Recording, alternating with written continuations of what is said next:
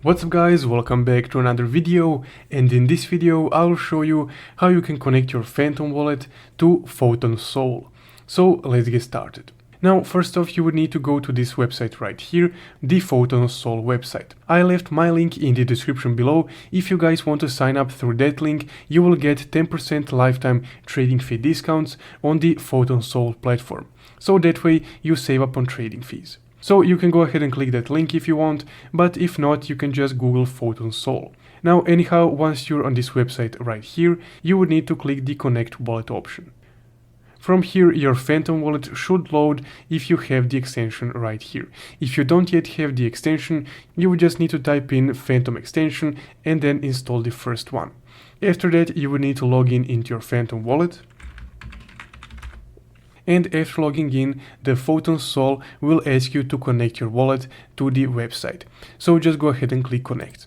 Now after you press connect, then another transaction will load asking you to confirm, aka sign the confirmation that you would like to connect your Phantom wallet to Photon Soul. So just go ahead and click confirm. Now after clicking confirm, you will be redirected to this page right here. So to continue, you would need to click generate right here to get your Photon private key. Now here is your Photon wallet address for the integrated wallet on the Photon website. So this will be publicly available, you don't need to store this, but the private key I would advise you to store. At least you would need to have your private key so you can import it later to any Solana based wallet that you would like. So to get your private key, you would just need to slide this right here, and then simply just copy your private key right here. Now keep in mind, do not share your private key with anyone. Whenever someone has your private key, they can access your wallet and that way your funds on that wallet. Now once you have your private key copied, you can store it securely. So for example, I will just paste it on my notepad right here for the time being and then click continue. Then you would need to confirm that you saved your private key. And after that, Photon offers you to fund your wallet, but I will skip this for now. So now once you have your private key, you can import it to your Phantom wallet.